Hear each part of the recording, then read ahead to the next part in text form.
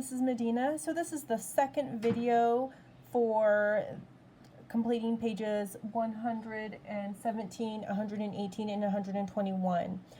I had demonstrated in the previous video how to do the box challenge puzzles. So I had done these problems on the chart paper. So I'm going to skip question 1 and I'm going to move on to question 2, which is the ratio table problem.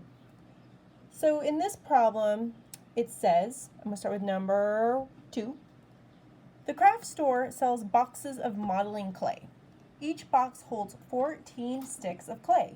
Complete the ratio table to find out how many sticks there are in different numbers of boxes. So I'm going to show you what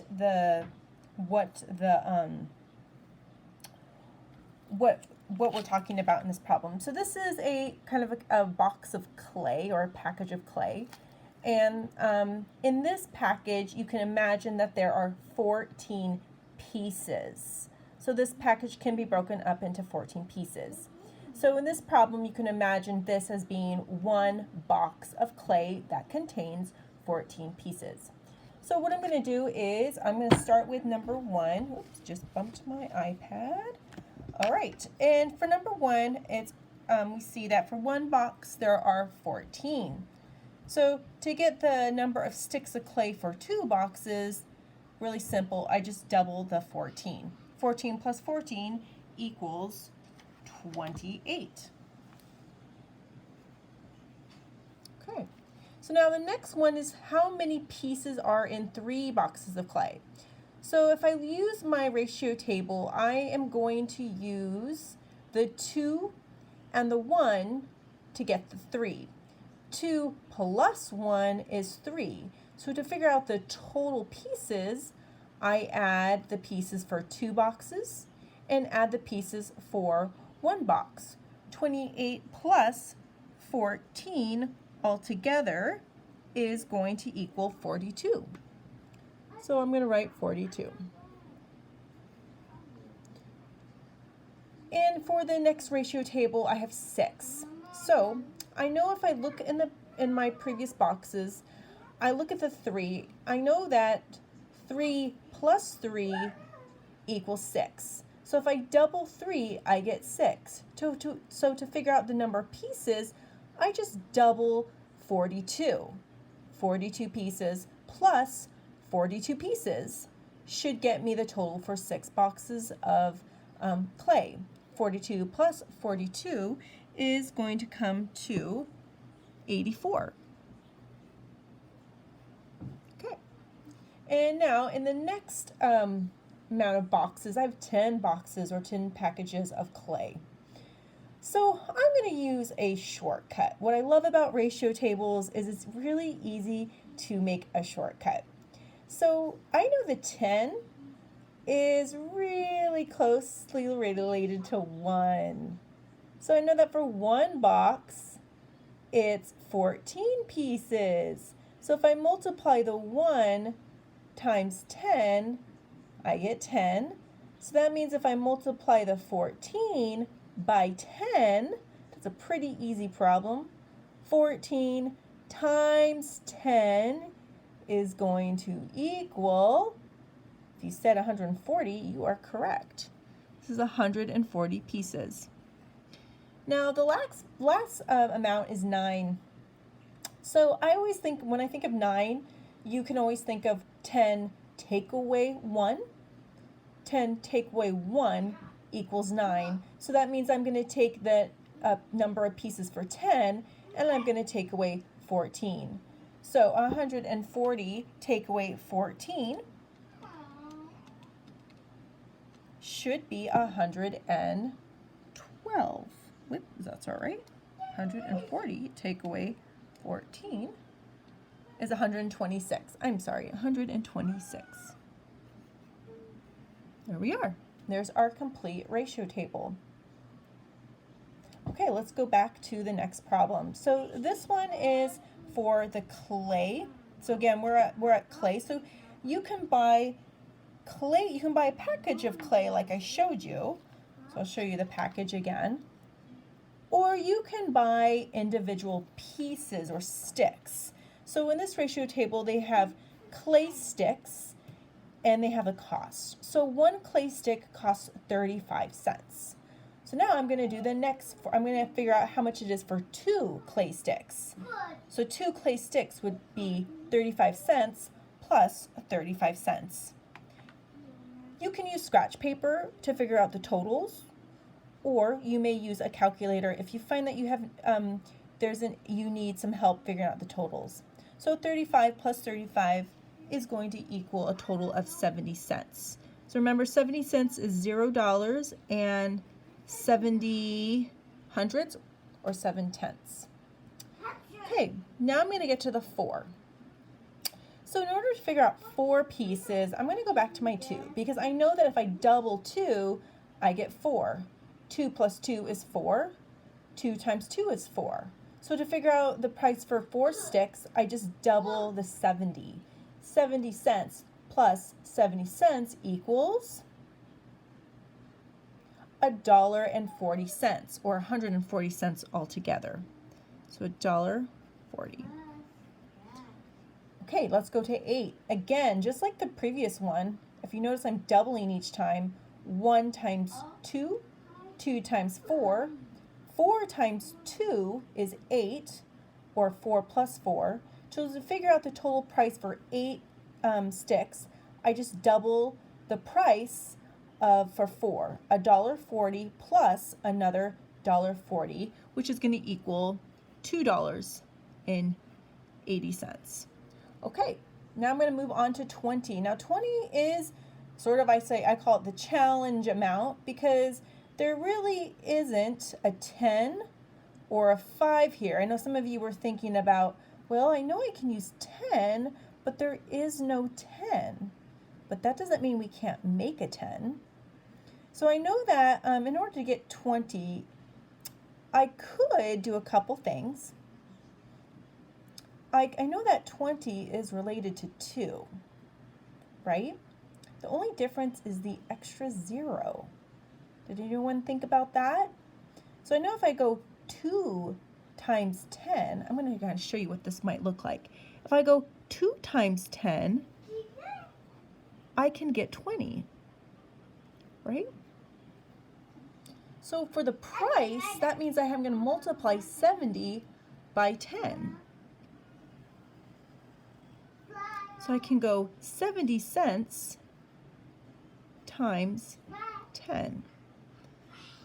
So I know that 7 times 1 is 8. So I can do that first. And I notice that I have 2 zeros. So I could put those zeros at the end. Oops, sorry, I messed up. Sorry, I said 8. Oh, I messed up. 7 times 1 is 7, right? And then I have the 2 zeros right here, 1, 2. So this is not $700. What would make more sense? 70 cents times 10 would not make $700. It would make more sense that it would cost $7 for the clay. So that makes a lot more sense. All right, now we're going to figure out 19. So 19 is 20 take away 1. So I'm going to figure out what's the total price for 20 is 70. And I'm going to take away one stick, which is 35 cents, to get the total for 19 sticks. So this is 20. 20 take away 1 to get 19. So I'm going to write $7 take away 35 cents. I'm going to show you how to regroup with all these zeros. So this is a 0. I can't borrow from a 0, can't borrow. I'm going to go to the 7. 7 becomes a 6. The middle 0 becomes the 9, if you remember, and the first 0 becomes the 10. I know we practiced that type of subtraction a little bit this year. 7 take away 3 is 6. Don't forget to bring down the decimal point, and then you can put the 6 right here. So this would be $6.65. All right. Okay, I'm going to have you try to do number 4. I'm going to read number 4 out loud to you. Miranda was asked to solve the problem 1,300 divided by 26. How can she use multiplication to solve this problem? Find the answer and then describe the strategy that you used. So there's a couple ways that we could do this. I know that this is a pretty large number divided by a 2-digit number. So the question is, how many times do you multiply 26 to get 1,300? So we could create another ratio table. We could use guess and check. Sometimes you can just start with friendly numbers. Friendly numbers is always a great way to help you figure this out. So I'm going to use the strategy of friendly numbers. So I'm going to use friendly numbers. Friendly numbers are 5, 10, friendly numbers. I'm going to use friendly numbers to find out what my total is. So I'm going to start with 26 times 10.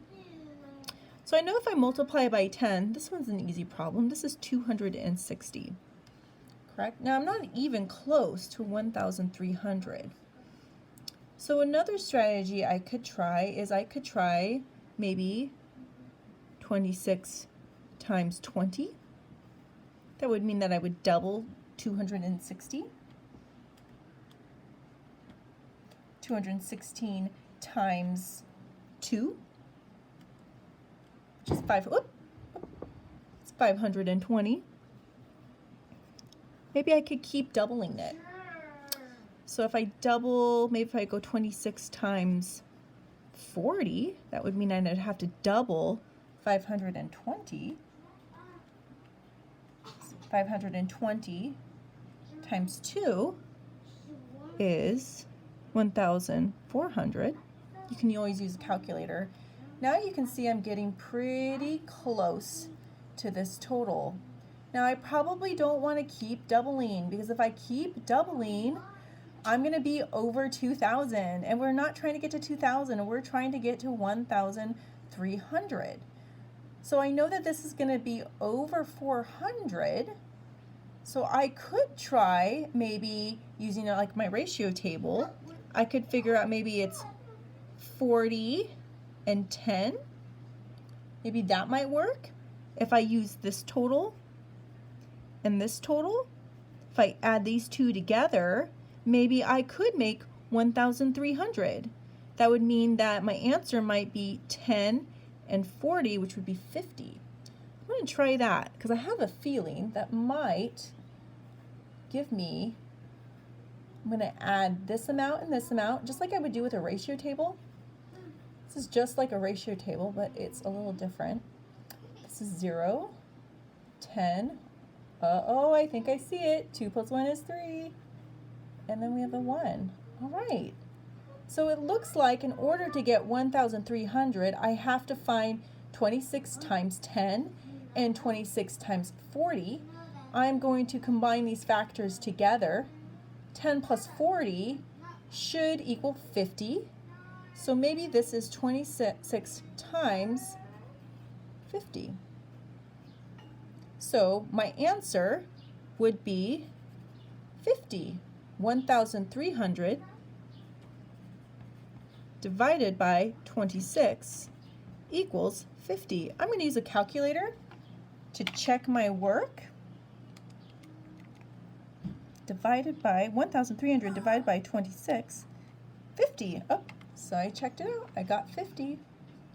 Okay. All right. So after you finish this ratio table, you can flip it over, and we have the math box, the box puzzle challenges. So I was going to do these with you. I like these because they really are, they look like bigger numbers or bigger factors, and they really aren't that, they're really not that hard if you take a moment to really think about what these numbers mean. So right here I have a quarter. I wanted to show you a quarter. Sometimes it helps you if you think about quarters, because there is a 25 and a 25 here. And then while you're thinking about quarters, think about money. Think about as 100 as $1. Think about 225 as $2.25. Think about 400 as $4. And 350 as $3.50. So if you think about money in quarters, this makes these box puzzle challenges are really not as hard as they appear. So think about money. I know that there's four quarters and $1. All right, let's go over here. So we're going to start with this one. We have 100, we have 25, and we have an unknown number and an unknown number. So I'm going to think of 25 times what number makes 100. Think about quarters. How many quarters does it take to make $1? If you said 4, you're correct. 4 is the amount. Now with a box number challenge, to get the bottom number, you have to find the sum of 4 and 25. So 4 plus 25 would be 29. That was actually pretty easy. All right, let's go over here to 225. I'm actually going to think about this as money, $2.25. So I'm going to start with $2. I know that in $1 there's 4 quarters. So let's imagine there's 4 quarters. That's $1. So now I need $2. Here's another dollar. How many quarters do I need? 4. So I have 4 plus 4. So that's 8. I need 8 quarters. And then I have the 25 cents, which is 1 extra quarter. See if I can find my quarter. Here's the 1 extra quarter.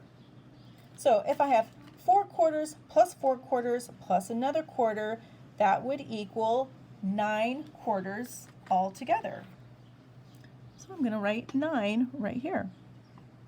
Now the bottom number, I'm going to add 25. I'm going to add 25 plus the 9. So you're going to go 25 plus 9 should equal 34. There you go.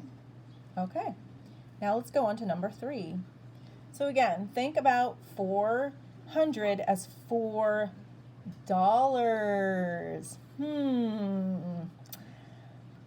16 times what is going to make 400? What do you think it could be? Kind of see a little pattern happening. If you think that this triangle right here should be 25, you are correct. 25 times 16 is going to equal 400 or $4. So that makes a lot of sense. Think about 4 quarters, and you multiply that by 4.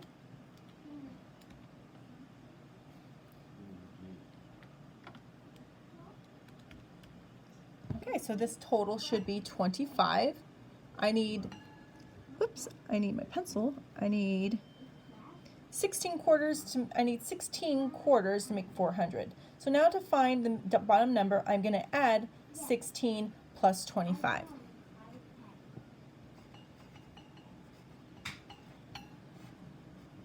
Here's my total. All right, let's go on to the next one. I bet you can predict what is going to be in the right box, and then you can figure out the bottom number. So I'm going to let you figure that one on your own. And now this one's a little bit different. Think about this as $1.50. 2 times what is going to make $1.50. So you can think about that for a little bit. I know that 50 times 2, 50 times 2 is $1 or 100 cents. So this number should be a little bit larger than 50. I'm going to let you figure that out. Remember, you can always use a calculator. Now this one's a little bit different. This is 600. This is 75 times what number is going to make 600? So think about this as 75 cents. How many times do you have to multiply 75 cents to get to $6? I'm going to let you figure that one on your own. And then when you're done, you're welcome to try the challenge. These are really, really fun. These make you think. Think about, we have a challenge here. We have 375.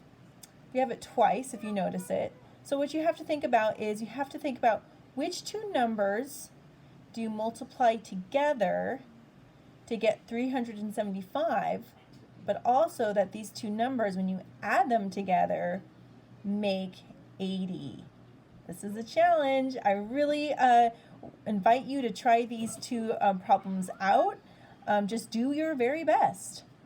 Okay, well, good luck on this. Email me if you have any questions, and don't forget to take a picture of your work and send it to me when you are all done. All right, good luck.